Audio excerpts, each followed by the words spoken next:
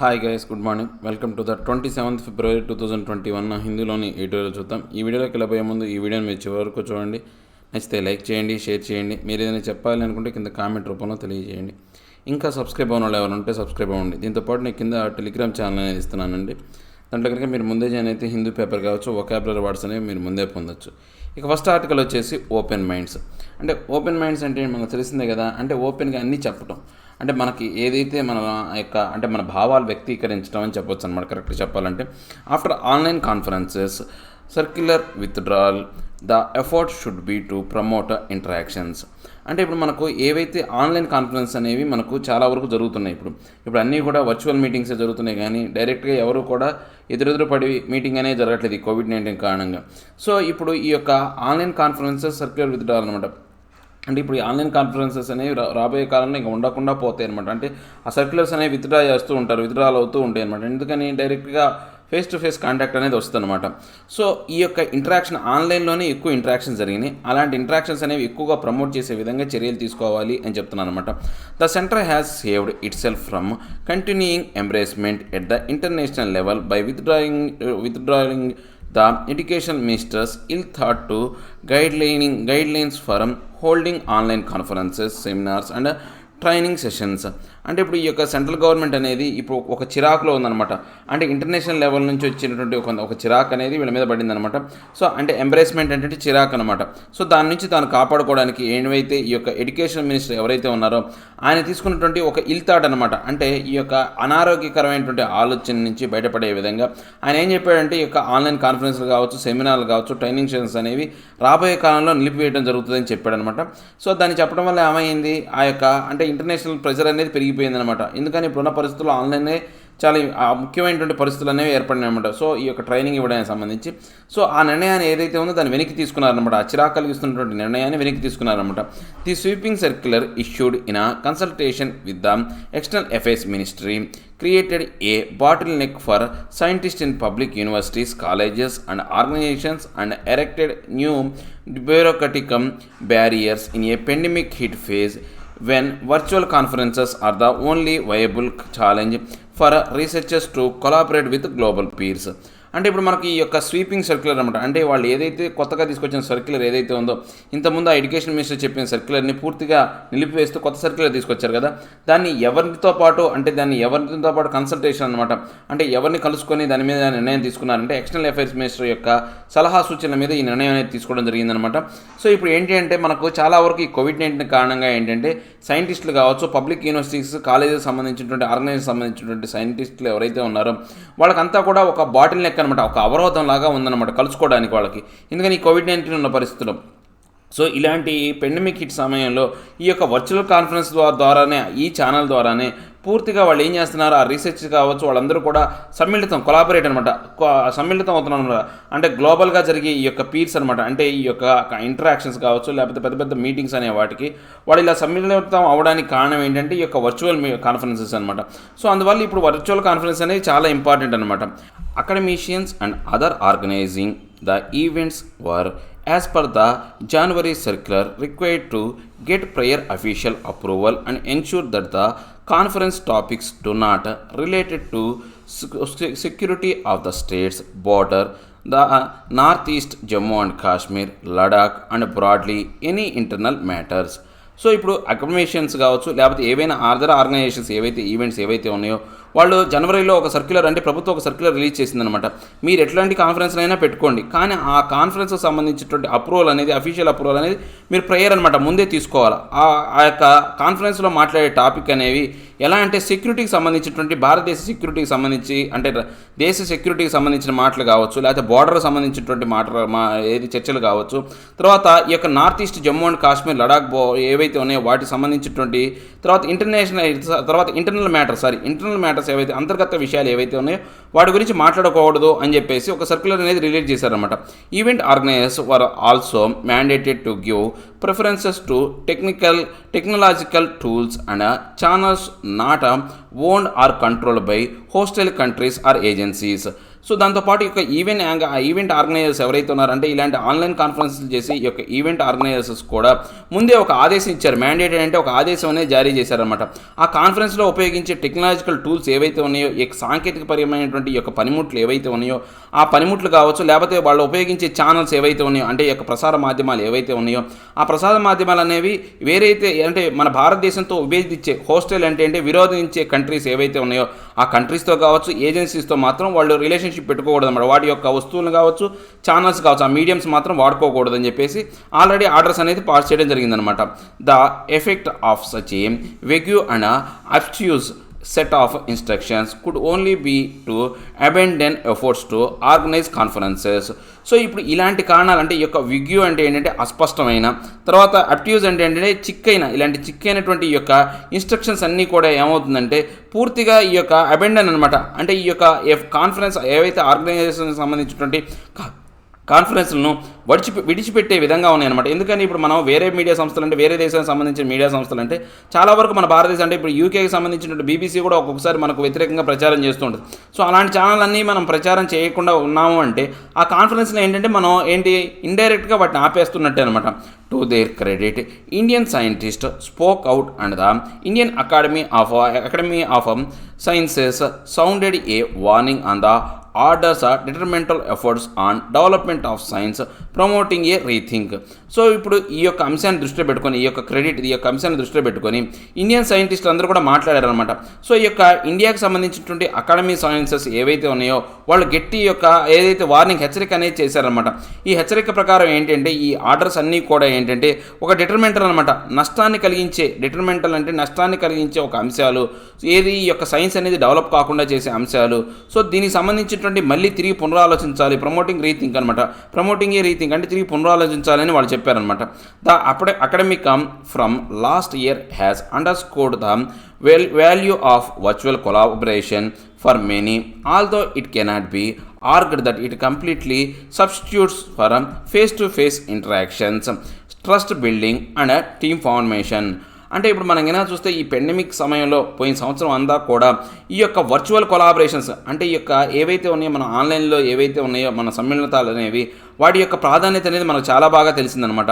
So దీనికి సంబంధించినటువంటి మనకు యొక్క ఆర్గ్యూ అనమాట, వాదన ప్రకారం మనం చూసుకుంటే ఇది ఫేస్ టు ఫేస్ ఇంటరాక్షన్కి ఏవైతే ఉన్నాయో వాటికి మించినటువంటి ఆల్టర్నేటివ్ సబ్స్టిట్యూట్ అంటే వాటికి ప్రత్యామ్నాయాలుగా మనం చూడకపోవచ్చు, లేకపోతే ట్రస్ట్ బిల్డింగ్ అనమాట, టీమ్ ఫార్మేషన్ సంబంధించినటువంటి నమ్మకాన్ని కలిగించకపోవచ్చు, కానీ అంతకుమించి ఆల్టర్నేటివ్ లేకుండా ఉందన్నమాట. అంటే కోవిడ్-19 సమయంలో ఈ ఫేస్ టు ఫేస్ ఇంటరాక్షన్కు ఉన్నంత ప్రాధాన్యత లేకపోయినా, అంటే వాటికి ప్రత్యామ్నాయాలు కాకపోయినప్పటికీ కూడా చాలా వరకు మనకు ఆ యొక్క కొలాబరేషన్స్ అనేవి చాలా వరకు ఉపయోగకరంగా ఉన్నాయన్నమాట. Without hurdles posed by visas, expensive travel, physical disability and so on, thousands of scientists have been able to participate in online conferences. అంటే ఇప్పుడు మనం కనుక చూస్తే ఇప్పుడు చాలా వరకు అంటే ఈ యొక్క మనం వర్చువల్ మీటింగ్స్కి సంబంధించిందే కాకుండా మనం కనుక చూస్తే అంటే ఇంతకుముందు కాకుండా చాలా వరకు మనకు సమస్యలు అనేవి హార్డిల్స్ అనేవి అవరోధాలు అనేవి ఉన్నాయన్నమాట. దేనికి సంబంధించి కొంతమందికి ఏంటంటే సైంటిస్ట్ ఇంతకుముందు కూడా ఏంటంటే వీసాలతో సంపాదించడం అనేది కష్టం.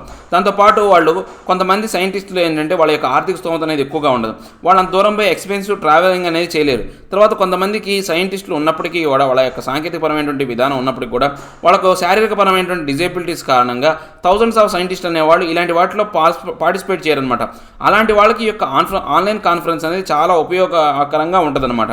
Attendance at such events grow by 80% in 2020 over 2009 for the plant biology worldwide summit and over 300% for the American Physical Society meeting, as also for international meetings on cancer, lasers and electro-optics. అంటే ఇప్పుడు మనం కనుక చూస్తే ఈ యొక్క physical meetings కన్నా కానీ ఈ యొక్క కాన్ఫరెన్స్ ద్వారా మీటింగ్స్ ఏవైతే ఉన్నాయో అవి జరిగినాయో 2019లో మొత్తం కూడా మనకు ఫిజికల్ మీటింగ్స్ అనేవి జరిగినాయి అనమాట. ఇప్పుడు 2020 వచ్చేసరికి వర్చువల్ మీటింగ్స్ జరిగినాయి. ఈ 2019లో పోల్చుకుంటే 2020 అనేది 80% ఎక్కువగా యొక్క అటెండెన్స్ అనేది ఉందన్నమాట.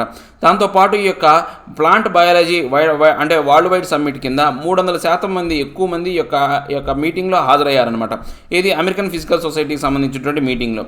సో దాంతోపాటు ఇంటర్నేషనల్ మీటింగ్ సంబంధించినటువంటి క్యాన్సర్, క్యాన్సర్, లేజర్, ఎలక్ట్రో ఆప్టిక్స్లో కూడా పూర్తిగా ఈ యొక్క సంఖ్య అనేది బాగా పెరుగుతూ వచ్చిందనమాట.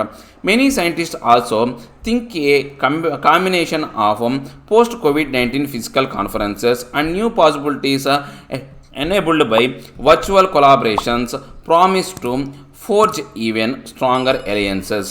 అంటే ఇప్పుడు ఏవైతే చాలామంది సైంటిస్టులు ఏమనుకుంటున్నారంటే ఈ కోవిడ్-19 తర్వాత పోస్ట్ కోవిడ్-19 అంటే కోవిడ్-19 తర్వాత ఏర్పడేటువంటి ఫిజికల్ కాన్ఫరెన్సెస్ కావచ్చు, లేకపోతే ఈ యొక్క కొత్త కొత్త పాసిబిలిటీస్ అంటే ఫిజికల్ కాన్ఫరెన్స్లో కూడా ఏంటంటే న్యూ పాసిబిలిటీస్ ఏవైతే ఉన్నాయో వర్చువల్ కొలాబరేషన్స్ కూడా ఏర్పాటు చేయాలి. అంటే ఫిజికల్ మీటింగ్స్ అనేవి పెట్టాలా, దాంతోపాటు వర్చువల్ కొలాబరేషన్స్ కూడా పెట్టడం వల్ల ఏవైతే ఉన్నాయో అంటే ఈ యొక్క ఫోర్జ్ అంటే యొక్క తప్పుడు విధానం ఏదైతే ఉందో అంటే స్ట్రాంగ్ ఎలియన్స్ ఏర్పడకుండా ఇంతకాలం ఏర్పడినటువంటి పరిస్థితుల్ని అధిగమించే విధంగా ఉంటుందన్నమాట.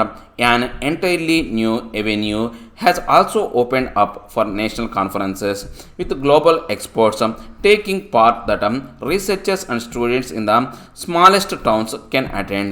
సో ఇప్పుడు దీని కారణంగా ఈ యొక్క ఎంటైర్లీ న్యూ ఎవెన్యూ ఈ యొక్క కొత్త విధానం, ఎవెన్యూ అంటే కొత్త పద్ధతి విధానం ద్వారా ఏమవుతుందంటే ఇది నేషనల్ కాన్ఫరెన్స్లు అనేవి గ్లోబల్ ఎక్స్పర్ట్స్ ఏవైతే ఉన్నారో వాళ్ళు రీసెర్చర్స్ కావచ్చు, వాళ్ళందరూ కూడా ఇందులో భాగస్వాములు అవుతారు. ఈ రీసెర్చర్స్ భాగస్వాములు అవుతారు. స్టూడెంట్స్ ఎవరైతే ఉన్నారో వాళ్ళు భాగస్వాములు అవుతారు. ఎలాంటి వాళ్ళు స్మాలెస్ట్ టౌన్లో ఉండి వాళ్ళు ఎవరైతే ఈ యొక్క ఫిజికల్గా అటెండ్ అవ్వలేరు అని వాళ్ళు ఎవరైతే ఉన్నారో వాళ్ళు కూడా అటెండ్ అవ్వడానికి అవకాశం కలిగించే విధంగా ఇప్పుడు పరిస్థితులు అనేవి ఏర్పడాయి అనమాట.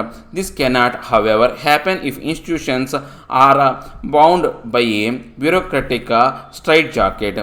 అంటే ఇప్పుడు మనం కనుక చూస్తే ఇప్పుడు ఏదైతే ఉందో ఈ యొక్క అంటే ఉద్యోగ స్వామ్యానికి సంబంధించినటువంటి విధానానికి సంబంధించి ఇది పూర్తిగా ఈ యొక్క విధానం అనేది కట్టుబడే అంశం అయితే కాదనమాట. అంటే ఉద్యోగ స్వామ్యం మనం అయితే ఏవైతే విధానాలు ఉన్నాయో ఆ ఉద్యోగ స్వామ్యానికి కరెక్ట్గా సరిపోయే అంశం అయితే కాదనమాట ఈ యొక్క వర్చువల్ మీటింగ్స్ అనేవి.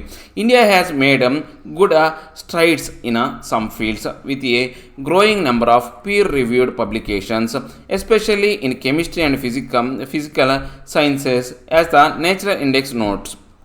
అంటే మన భారతదేశం అనేది ఒక పెద్ద అడుగు అనమాట, స్ట్రైడ్స్ అనమాట, గుడ్ స్ట్రైడ్స్, పెద్ద పెద్ద అడుగులు అనేవి వేసిందనమాట. దేనికి సంబంధించి ఈ యొక్క పెద్ద పెద్ద పీర్ రివ్యూడ్ ఏవైతే ఉన్నాయో పబ్లికేషన్ సంబంధించినటువంటి కొన్ని అంశాలు, ముఖ్యంగా కెమిస్ట్రీకి సంబంధించి, ఫిజికల్ సైన్స్కి సంబంధించి, తర్వాత నేచురల్ ఇండెక్స్ నోట్స్కి సంబంధించినటువంటి అంశాల మీద ఎక్కువగా పెద్ద అడుగులు అనేవి వేస్తుందన్నమాట అభివృద్ధి కోసం. Moreover rigorous work can help allay concerns such as on biopiracy by documenting natural assets.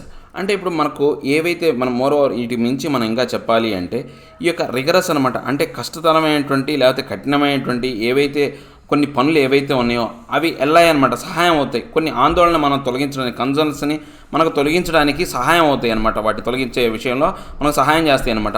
ఎలాంటి అంటే బయోపైరసీకి సంబంధించి, తర్వాత న్యాచురల్ ఎసెట్స్ ఏవైతే ఉన్నాయో ఏవైతే సహజసిద్ధమైనటువంటి మన ఆస్తులు ఏవైతే ఉన్నాయో వాటికి సంబంధించినటువంటి ఈ యొక్క ఆందోళన కావచ్చు సమస్యలను పరిష్కరించడానికి ఉపయోగపడతాయి అన్నమాట. The humanities too need to be freed from paranoid restrictions on research topics, curbs on scholars, and the growing pressure to sanctify cultural notations of science and history. అంటే మనకు ఏదైతే ఉందో మానవీయ దృష్టితో కొన్ని అంశాలు ఏవైతే ఉన్నాయో అంటే మనకు ఈ యొక్క పారానాయిడ్ రిస్ట్రిక్షన్స్ అంటే మానసికమైనటువంటి అపవ్యస్త స్థితిని మనం పారానాయిడ్ అంటాం అనమాట. అలాంటి రిస్ట్రిక్షన్స్ ఏవైతే ఉన్నాయో ఆ రిస్ట్రిక్షన్స్ నుంచి మనల్ని బయటపడేసే విధంగా కొన్ని రీసెర్చ్ టాపిక్స్ ఉన్నాయన్నమాట.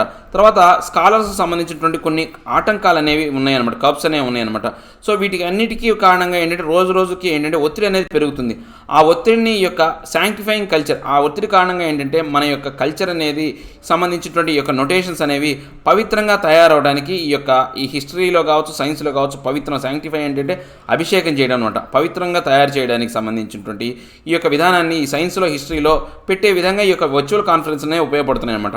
Good sense has prevailed on the issue of online conferences and it should lead to A more liberal approach to research. అంటే ఇప్పుడు మనకు కొత్త గుడ్ సెన్స్ ఒక మంచి విధానం అనేది కొనసాగుతుంది అనమాట. ప్రివైల్ అంటే కొనసాగుతుంది అనమాట. దేనికి సంబంధించి ఆన్లైన్ కాన్ఫరెన్సెస్ ఏవైతే జరుగుతున్నాయో మనకు వాటికి సంబంధించిన అంశాలు, తర్వాత ఈ యొక్క లిబరల్ అప్రోచ్ అనమాట స్వేచ్ఛాయుతమైనటువంటి విధానం ఏదైతే ఉందో ఆ విధానం అనేది ఆల్ రీసెర్చ్ ఇన్స్టిట్యూట్స్లో మనకు జరిగే విధంగా అన్ని అంశాలలో జరిగే విధంగా ఈ యొక్క ఆన్లైన్ కాన్ఫరెన్స్లు అనేవి కొత్త విధానాన్ని తీసుకొచ్చే విధంగా కొనసాగించే విధంగా ఉన్నాయన్నమాట. ఏం లేదండి, ఇప్పుడు మనకు ఏవైతే ఆన్లైన్ కాన్ఫరెన్స్లు అనేవి జరుగుతున్నాయో ఆన్లైన్ కాన్ఫరెన్స్ ఆపేయాలని చెప్పేసి మనకు ఈ యొక్క ఎడ్యుకేషన్ మినిస్టర్ వాళ్ళు చెప్పారనమాట. సో దానికి ఈ యొక్క ఇంటర్నేషనల్ ప్రెజర్ అనేది రావడం వల్ల మళ్ళీ ఆ యొక్క ప్రకటన అనేది పూర్తిగా రద్దు చేశారనమాట మినిస్టర్ ఆఫ్ ఎక్స్టర్నల్ అఫేర్స్ యొక్క వాళ్ళ యొక్క సహాయ సహకారాలతో. సో ఎందుకంటే ఇప్పుడు మధ్యకాలంలో ఏంటంటే మన భారతదేశంలో కొన్ని రిస్ట్రిక్షన్స్ అనేవి పెట్టారు. ఈ యొక్క ఆన్లైన్ కాన్ఫరెన్స్లు జరిగేటప్పుడు మీరు ఎలాంటి కాన్ఫరెన్స్లు చేయాలి అంటే మన భారతదేశానికి సంబంధించినటువంటి ఏదైతే ఉందో అంటే ఈ యొక్క రక్షణకు సంబంధించి సెక్యూరిటీకి సంబంధించిన అంశాలు మాట్లాడకూడదు. తర్వాత మన యొక్క జమ్మూ అండ్ కాశ్మీర్ లడాఖ్కి సంబంధించినటువంటి అంశాలు కావచ్చు, లేకపోతే కొన్ని వివాదాస్పదమైన అంశాలు, ఇంటర్నల్ మ్యాటర్స్ అనమాట, అంటే సిఏఏ చట్టం కావచ్చు, లేకపోతే ఫార్మర్స్ లాస్ కావచ్చు, వీటి గురించి కాన్ఫరెన్స్లో మాట్లాడకూడదు. దాంతోపాటు ఆ యొక్క ఏజెన్సీస్ ఎవరైతే ఉన్నారో ఈ యొక్క ఆన్లైన్ కాన్ఫరెన్స్ను మెయింటైన్ చేసే ఏజెన్సీస్ ఏవైతే ఉన్నాయో వాటికి సంబంధించినటువంటి టూల్స్ అంటే సాఫ్ట్వేర్లు కావచ్చు, లేకపోతే మీడియా ఏదైతే ఉందో ఆ మీడియాస్ అనేవి వాడకూడదు అని చెప్పేసి చెప్పారనమాట. ఇండైరెక్ట్గా ఈ యొక్క అంశాలన్నీ కూడా మనల్ని ఆన్లైన్ కాన్ఫరెన్స్లోకి తీసుకొని కొన్ని పరిస్థితుల్లో తీసుకొస్తున్నాయి అనమాట. ఇలా కాకుండా జరిగితే ఇలా పోతే కనుక మనం వాళ్ళు ఇండైరెక్ట్గా ఆన్లైన్ కాన్ఫరెన్స్లో ఆపేయడం అనమాట. ఇండైరెక్ట్గా ఆన్లైన్ కాన్ఫరెన్స్లో ఆపడం వల్ల ఇప్పుడు ఏంటంటే ఈ కోవిడ్-19 కారణంగా ఏంటంటే అందరూ కూడా వర్చువల్ మీటింగ్సే కండక్ట్ చేసుకుంటున్నారు. సో దీని శాతం కారణంగా ఏంటంటే ఈ యొక్క ఆన్లైన్ కాన్ఫరెన్స్ కారణంగా చాలా వరకు ఈ యొక్క అటెండెన్స్ అనేది 2019తో పోల్చుకుంటే 2020కి సంబంధించినటువంటి అటెండెన్స్ అనేది బాగా పెరిగిందనమాట. వీళ్ళు ఈ యొక్క ఆర్టికల్ ప్రకారం వాళ్ళు ఏం సలహా ఇస్తున్నారంటే రాబోయే కాలంలో ఈ యొక్క సైంటిస్టులు అందరూ కూడా వాళ్ళ యొక్క అభిప్రాయం ఏంటి అంటే ఈ యొక్క ఆన్లైన్ కాన్ఫరెన్స్లోనే ఉండాలా, ఫిజికల్ కాన్ఫరెన్స్లు అనేవి రెండూ జరగాల. ఈ యొక్క ఆన్లైన్ కాన్ఫరెన్స్ వల్ల ఉపయోగం ఏంటంటే ఎవరైతే ఆర్థిక స్తోమత లేని, తర్వాత రూరల్ ఏరియాల్లో అంటే కొన్ని ప్రాంతాల నుంచి యాక్సెసిబుల్ లేని ప్రాంతాల్లో ఉన్నటువంటి సైంటిస్టులు కావచ్చు, స్టూడెంట్లు కావచ్చు, వాళ్ళు కూడా కాన్ఫరెన్స్లో మాట్లాడుకొని లేకపోతే దాంట్లో పాల్పంచుకునే అవకాశం అనేది ఉంటుంది. అలాంటి పరిస్థితుల్లో మన భారతదేశం అనేది తీసుకురావాలా. దీనివల్ల మన భారతదేశంలో సైంటిఫిక్గా డెవలప్ అయ్యే అవకాశం ఉందని వీళ్ళు సలహా అనేది ఇస్తున్నారు అనమాట, సైంటిస్టులు కావచ్చు ఈ యొక్క న్యూస్ ఆర్టికల్స్ వాళ్ళు. ఇక నెక్స్ట్ ఆర్టికల్ వచ్చేసి కొలోనియల్ రిలీక్ అనమాట. అంటే కొలోనియల్ అంటే ఏంటంటే వలసవాదం ఏదైతే ఉందో మన బ్రిటిష్ వాళ్ళ కాలంలో ఏదైతే ఉందో దాన్ని మనం మొత్తం కూడా వలసవాదం అంటాం, కొలోనియల్ రూల్ అంటాం అనమాట. రిలీక్ అంటే ఏంటంటే చిహ్నము, గుర్తు అంట. అంటే కొలోనియల్ అంటే ఈ యొక్క కొలోనియల్ టైంలో ఏదైతే ఉందో వలసవాదంలో జరిగినటువంటి ఈ యొక్క పరిపాలనను ఆ యొక్క పరిపాలన గుర్తు చేసే విధంగా ఒక చిహ్నం అనేది మన భారతదేశంలో ఇంకా మిగిలిపోయి ఉన్నాయి. చాలా వరకు కొన్ని చట్టాలు అనేవి ఉన్నాయి. ఆ చట్టాలన్నీ కూడా ఆ యొక్క వలసవాదానికి సంబంధించినటువంటి చట్టాలు ఇంకా మిగిలిపోయి ఉన్నాయి. అలాంటి వాటిని పూర్తిగా తొలగించాలి అని చెప్పే ఆర్టికల్ అనమాట. Repeated misuse of sedition law underlines the need to scrap it all together. So ఇప్పుడు మనం ఏదైతే ఈ యొక్క సెడిషన్ లా అంటే ఏంటంటే ఉత్ప్రేరకం అంటే రెచ్చగొట్టే యొక్క మాటలు కావచ్చు, ఆ యొక్క రెచ్చగొట్టే అంటే ఎదుటివాడిని రెచ్చగొట్టడం కూడా ఒక తప్పే అని చెప్పేసి ఒక చట్టం అనేది ఉందన్నమాట. దాన్ని సెడిషన్ లా అంటాం. అంటే ఆ రెచ్చగొట్టి వైలెన్స్కి దారితీస్తారు. అంటే వీళ్ళ యొక్క మాటలు అనేవి ఎదుటివాడిని రెచ్చగొట్టి హింసకు గురి చేస్తున్నారు, అంటే హింసకు కారణం అవుతున్నారని చెప్పే విధంగా ఒక సెడిషన్ లా అనేది ఉందన్నమాట. అంటే ఏది రెచ్చగొట్టే చట్టం అనేది దాన్ని అంటారు, ఉత్ప్రేరక చట్టం అంటారు దీన్ని.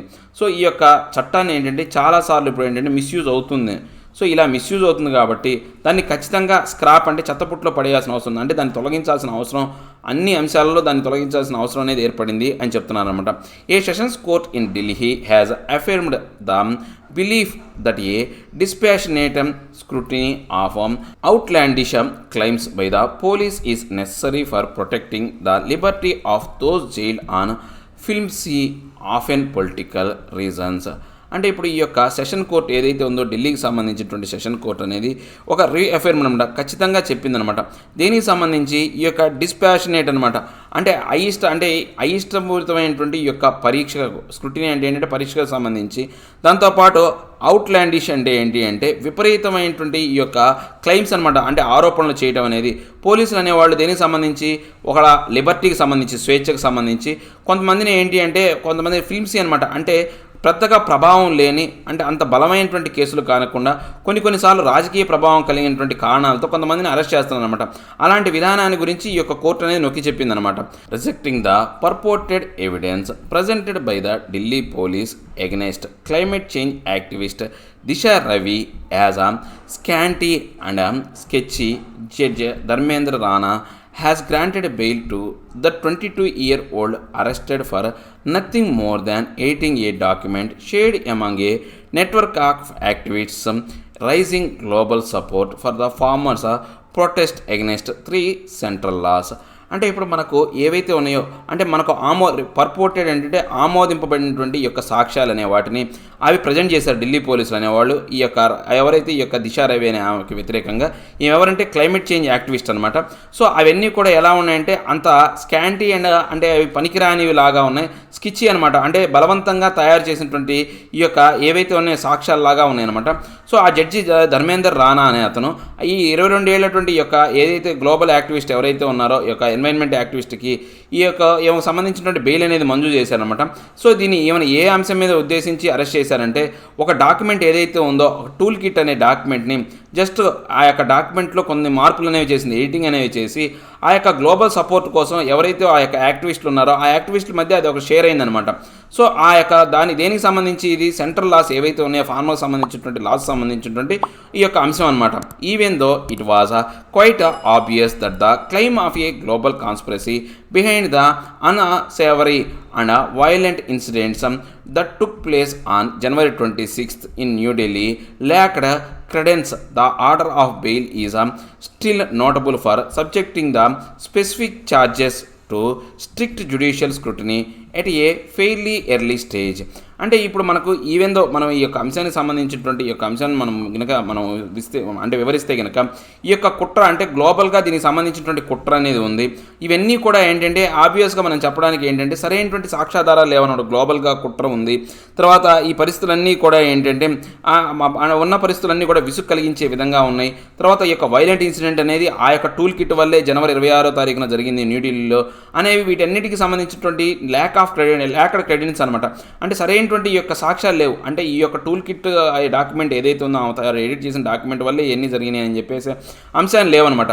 సో దీనికి కారణంగా ఏంటి అంటే దీనికి సంబంధించినటువంటి ఈ యొక్క న్యాయపరమైనటువంటి స్క్రూటినీ అనేది జరగాల, అది కూడా ఎలా ఉండాలా, ఫెయిర్లీ ఎర్లీ స్టేజ్లోనే జరగాలి అని చెప్పేసి వాళ్ళు తీర్పునిచ్చారనమాట.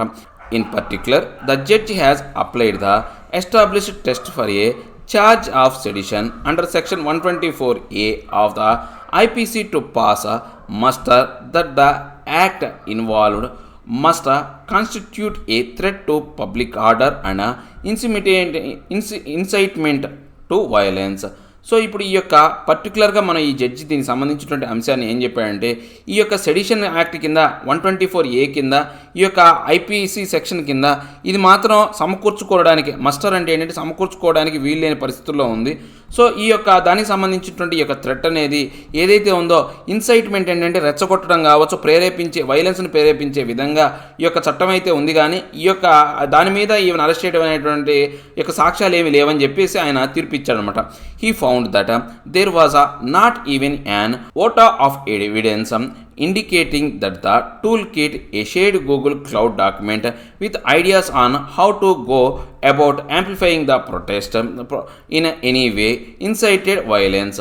సో దీంతో పాటు ఇంకా ఏంటి అంటే ఈ యొక్క ఏదైతే ఈ యొక్క డాక్యుమెంట్కి సంబంధించినటువంటి అతి చిన్న ఇది ఒక చిన్న ఎవిడెన్స్ అనమాట. ఈ డాక్యుమెంట్ అనేది ఒక అతి చిన్న ఓటా అంటే ఏంటంటే అది చిన్న ఏంటంటే ఒక సాక్ష్యం అనమాట. సో ఈ టూల్ కిట్ అనేది ఈ యొక్క గూగుల్ క్లౌడ్ డాక్యుమెంట్ అనమాట. గూగుల్ క్లౌడ్ ద్వారా దీన్ని షేర్ చేసుకున్నటువంటి డాక్యుమెంట్ అనమాట.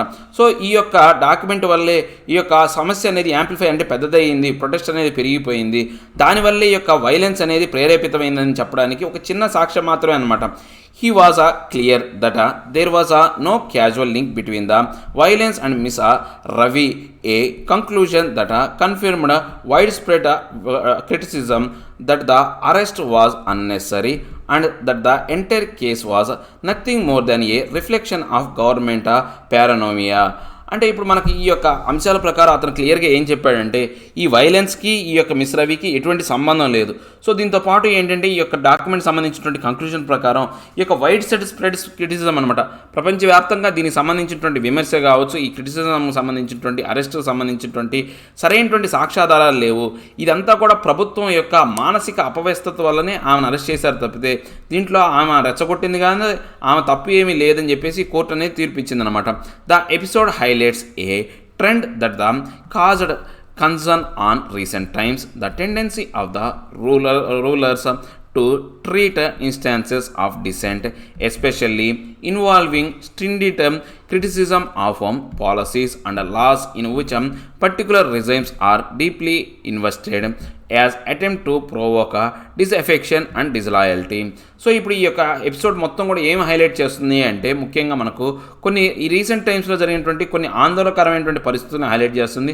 దాంతోపాటు ఈ యొక్క రూలర్స్ అనేవాళ్ళు వాళ్ళ యొక్క ట్రీట్మెంట్ అనేది ఇలాంటి పరిస్థితుల్లో అంటే వాళ్ళకు డిసెంట్స్ అనమాట, వ్యతిరేకులు ఎవరైతే ఉన్నారో వాళ్ళని ఎలా ట్రీట్ చేస్తున్నారో, సో ఈ యొక్క అంటే ముఖ్యంగా కొన్ని స్ట్రిండెడ్ అనమాట, అంటే కఠినతరమైనటువంటి ఈ యొక్క విమర్శలకు సంబంధించినటువంటి ఈ యొక్క రూలర్స్ అంటే పరిపాలించే వాళ్ళు ఎలా చేస్తున్నారో, పాలసీస్ కావచ్చు, లాస్ కావచ్చు, పర్టికులర్గా ఈ యొక్క పరిపాలనా కాలం రిజైమ్లో ఎలాంటి పరిస్థితులు అనేవి ఈ యొక్క పూర్తిగా మనం డీప్లీగా మనం అంటే దీన్ని లోతుగా మనం పరిశీలించవచ్చు అనమాట. దాంతోపాటు వాళ్ళు ఏంటంటే ఏవైతే వాళ్ళకు డిసెఫెక్షన్ అనేది అంటే వాళ్ళ మీద ఎలాంటి ఎఫెక్షన్స్ కావచ్చు, డిజలాయల్టీ మీద వాళ్ళని ప్రోవోక్ అనమాట, ప్రేరేపించే విధంగా కొన్ని కేసులు అనేవి పెడుతున్నారు అనమాట. వాళ్ళని ప్రేరేపించే విధంగా అంటే డిజలాయల్ అంటే వాళ్ళ అవిధేయులు, మన దేశానికి అవిధేయులు అనే దృష్టి మీద పెట్టి వాళ్ళని ఏంటి అంటే వాళ్ళ యొక్క వ్యతిరేకతను పూర్తిగా అణిచేయాలని చూస్తున్నాను అనమాట. Hence it is significant that the judge not only saw miss Ravi's activism as related to her freedom of speech and expression, but went on to say that an attempt to reach a global audience is part of that freedom. So ఇప్పుడు ఈ యొక్క దీని కారణంగా ఈ యొక్క అన్ని అంశాలు దృష్టిలో పెట్టుకొని ఈ జడ్జి అనే అతను ఈ యొక్క రవి యాక్టివిజాన్ని అంటే ఎవరైతే మిస్ రవి ఎవరైతే ఉన్నారో ఆమె యొక్క యాక్టివిజాన్ని freedom of speech and expression కిందే కాకుండా దాంతోపాటు ఆమె యొక్క ఎక్స్ప్రెషన్ ఫ్రీడమ్కి సంబంధించినటువంటి గ్లోబల్ ఆడియన్స్ అని అంటే మనం ఏదైనా మాట్లాడాలనుకోండి, ఆ మాటలు అనేవి సరైనవి అయినప్పుడు మనకు కొంతమంది ఆడియన్స్ అనేవాళ్ళు కావాలి, వాళ్ళ యొక్క సహాయ సహకారాలు కావాలి. దాని కింద కూడా ఆయన ఈ యొక్క అంశాన్ని పరిశీలించాడనమాట. In the backdrop of the claim that those who prepared the toolkit made common cause with Khalistani separatists, Judge Rana showed refreshing clarity in maintaining that mere interaction with a group with dubious credentials could not be used to consider someone culpable. So ఇప్పుడు దీంతో పాటు ఏంటంటే ఈ tool kit అనేది ఎవరు prepare చేశారంటే ఖలిస్తానీ సపరిస్ట్ అనేవాళ్ళు prepare చేశారని ఒక ఆరోపణ అయితే ఉందన్నమాట. ఆ ఆరోపణకు సంబంధించి ఈ జడ్జి రానా ఏం చెప్పాడంటే మీరు చెప్పే అన్ని అంశాలు కూడా ఎలా ఉన్నాయంటే డ్యూబియస్ అనమాట, డ్యూబియస్ క్రెడెన్షియల్ అనమాట. అంటే డ్యూబియస్ అంటే ఏంటంటే సందేహాత్మకమైనటువంటిగా ఉన్నాయన్నమాట. వాటికి సరైనటువంటి యొక్క నిజాలైనటువంటి యొక్క అంటే నిజమైనటువంటి ఆధారాలు లేవు, ఓన్లీ సందేహాలు మాత్రమే. ఈ సందేహాలను ఉపయోగించుకొని ఒకళ్ళు తప్పు కల్పబుల్ వాళ్ళు దాంట్లో ఆ సందేహాల్లో ఉన్నటువంటి యొక్క అంటే అది నిర్ధారణ కాకుండానే ఆ యొక్క కుట్రలో వీళ్ళు భాగం అయ్యారు, కల్పబుల్ అంటే వాళ్ళు కుట్రదారులు అయ్యారు అని చెప్పడం అనేది సరైనటువంటి అంశం కాదని ఆయన చెప్పాడనమాట. It should also be underscored that such bail orders should not be rare or special but be routine judicial responses to causes in which there is a mismatch between the accusation and the evidence. So ఇప్పుడు ఇంకా ఏంటంటే దీనికి సంబంధించినటువంటి అంశాలు underscore అంటే దెంపతీసే అంశాలు ఏంటంటే ఈ బెయిల్ ఆర్డర్స్ కావచ్చు, లేకపోతే ఈ యొక్క ఇవన్నీ కూడా ఏంటంటే మనకు చాలా వరకు రేర్గాను మనం స్పెషల్గా చూడొచ్చు అనమాట. మనకు ఈ యొక్క జ్యుడిషియల్ రెస్పాన్స్ కింద ఈ కేసు అనేది చూస్తే కనుక పూర్తిగా మిస్ మ్యాచ్ అనమాట. దేనికి సంబంధించి అక్యూజేషన్ నిందారోపణకి తర్వాత ఉన్న సాక్ష్యాలకు సంబంధించినటువంటి మిస్ మ్యాచ్ అనేది జరిగింది. ఆ మీద నిందారోపణ చేసింది ఒకటి, ఉన్న సాక్ష్యాలు తెలిపేది ఇంకోటి అనమాట. సో మిస్ మ్యాచ్ అవడం వల్ల ఈ యొక్క జ్యుడిషియల్ రెస్పాన్స్ అనేది వచ్చిందనమాట. It is by now fairly clear to every one expect perhaps the governments and it's vociferous supporters that there is no place in a modern democracy for a colonial era legal provision such as sedition. So ఇప్పుడు మనకు ఉన్నటువంటి ఏవైతే అంశాలు ఏవైతే ఉన్నాయో మనకు అంటే ఇప్పుడు క్లియర్గా మనకు ఎవ్రీవన్ మనం ఎక్సెప్ట్ కొన్ని అంశాల్లో తప్పితే పర్హాప్స్ మన గవర్నమెంట్ అనేది పూర్తిగా యొక్క సపోర్టర్స్ ఎవరైతే ఉన్నారో అంటే గవర్నమెంట్కి కావచ్చు, లేకపోతే గవర్నమెంట్కి వ్యతిరేకంగా కావచ్చు, లేకపోతే అనుకూలమైనటువంటి స్పెసిఫిక్స్ అంటే మాట్లాడే వాళ్ళు సపోర్టర్స్ ఎవరైతే ఉన్నారో వాళ్ళకి సంబంధించినటువంటి ప్లేస్ ఏదైతే ఉందో ఈ కొత్త డెమోక్రసీలో మనం కనుక చూసుకుంటే మన ప్రజాస్వామ్యం అనేది కొత్తగా రూపాంతరం చెందుతున్నటువంటి ప్రజాస్వామ్యం ఆల్రెడీ చెందుతూనే ఉందన్నమాట. ఇలాంటి సమయంలో ఏంటంటే ఎప్పుడో కొలోనియల్ ఎరా అంటే ఎప్పుడో మనకు ఏదైతే అంటే వలసవాదంలో ఉన్నటువంటి చట్టాలు అనేవి ముఖ్యంగా సెడిషన్ లాంటి చట్టాలు అనేవి ఇప్పుడు డెమోక్రసీలో ఆపాదించడం అనేది సరైనటువంటి అంశం కాదనమాట.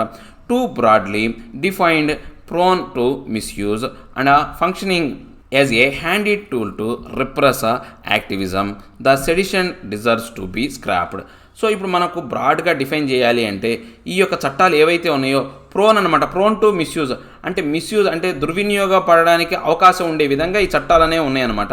దాంతోపాటు ఈ యొక్క ఫంక్షనింగ్ అనేది మనం కనుక చూసుకుంటే ఎలా ఉంటుందంటే ఈ చట్టాలని మనం ఉపయోగించుకునే విధానం ఎలా ఉంటుందంటే ఎవరైతే యాక్టివ్గా ఉన్న వాళ్ళు ఎవరైతే ఉన్నారో యాక్టివిజం ఎవరైతే ఉన్నారో వాళ్ళని అణిచివేయడానికి రిప్రెస్ అనమాట చేయడానికి మాత్రం ఉపయోగపడుతుంది అనమాట. సో ఇలాంటి చట్టాలు ఏవైతే ఉన్నాయో ఖచ్చితంగా వాటిని చెత్తపుట్టలో వేయడానికి అర్హమైనటువంటి డిజర్వ్స్ అంటే అర్హమైనటువంటి చట్టాలు అని చెప్తున్నారు అనమాట. ఏ లేదండి సెడిషన్ లా ద్వారా చాలామందిని ఏంటంటే అరెస్ట్ చేస్తున్నారు, కానీ వాళ్ళ మీద చేసే ఆరోపణ వేరు, ఉన్న సాక్ష్యాధారాలు వేరు. అలాంటి సాక్ష్యాధారాల వల్ల ఏమవుతుందంటే ఆ యొక్క వాళ్ళ మీద ఉన్నటువంటి కేసులన్నీ కూడా కొట్టివేయడం అనేది జరుగుతుంది కోర్టుల దగ్గర బేసరికల. సో ఇలాంటి యొక్క నిందారోపణమైనటువంటి లేకపోతే ప్రజల వ్యతిరేకతను అణిచివేయడానికి ఉపయోగించే ఈ చట్టాలు అనేవి కొలోనియల్ లాలో ఏర్పడినాయి అనమాట. కొలోనియల్ అంటే వలసవాదంలో ఏర్పడినాయి అనమాట. అలాంటి చట్టాలు అనేవి డెమోక్రసీలో మనం ఆపాదించుకోవటం, వాటిని మనుగడలోకి ఉంచడం అనేది చాలా తప్పు. అవన్నీ కూడా పూర్తిగా చెత్తపుట్టలో వేయవలసినటువంటి చట్టాలు అని చెప్తున్నారు అనమాట.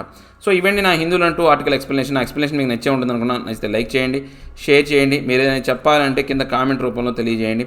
ఇంకా సబ్స్క్రైబ్ అవ్వడం ఏమైనా ఉంటే సబ్స్క్రైబ్ అవ్వండి. Thank you very much.